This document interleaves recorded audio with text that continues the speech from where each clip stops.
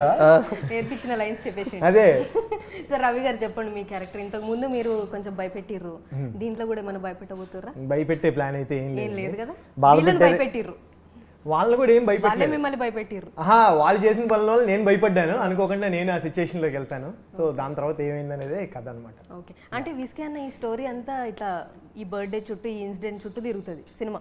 అది అక్కడ స్టార్ట్ అవుతుంది. ఫస్ట్ 15 నిమిషాలు బాయ్స్ గోలా కామెడీ ఇదంతా ఉంటుంది. 10 నిమిషాలే ఇంతవరకు ఏం చేసామో అంత ఇదంతా. చాలామంది ఇది బడ్డీ కామెడీ అది ఇది అనుకుంటున్నారు. ఫస్ట్ 15 మినిట్సే ఉంటుంది. వన్స్ దాని మీద పడిన తర్వాత ఇంకా మాకు టెన్షన్ స్టార్ట్ అవుతుంది. ఇంకా అక్కడి నుంచి ఇలా ఇలా ఇలా ఇలా హైదరాబాద్, విజయవాడ, వైజాగ్, నేపాల్ ఇవన్నీ తిరిగిర్రా? అట్లా పోతుంది స్టోరీ. అట్లా పోతుంది అంటారా?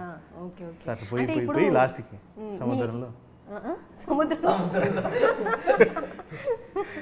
ఓకే అంటే ఇప్పుడు జరిగిన ఇన్సిడెంట్సే పెట్టిర్రా సినిమా కోసం ఇంకేమైనా యాడ్ చేసిర్రా మసాలాలు? 80% రియల్ అండి, ఒక 20% మసాలా యాడ్ చేయాల్సి వచ్చింది.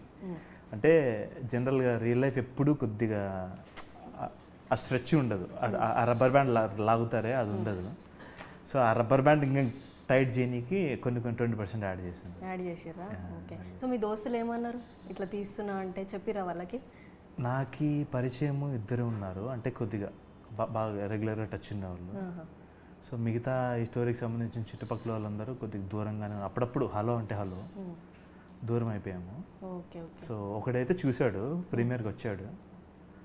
ఆడైతే బాగా హ్యాపీ అని కాదు కానీ దాని ఏమంటారు, బాగా తీసేవరా నువ్వు అన్నట్టు అన్నాడు మరి. ఓకే. సో ఈ క్యారెక్టర్లో అంటే మీ రియల్ లైఫ్లో కూడా రవికృష్ణ గారు అనే క్యారెక్టర్ ఒకటి ఉంది, మీకు హెల్ప్ చేసిన క్యారెక్టర్ ఉన్నారు. Okay okay. సో మీకు ఫస్ట్ స్క్రిప్ట్ చెప్పంగానే నాకు సెట్ అవుతుంది అనుకున్నారా ఎట్లా మీరు?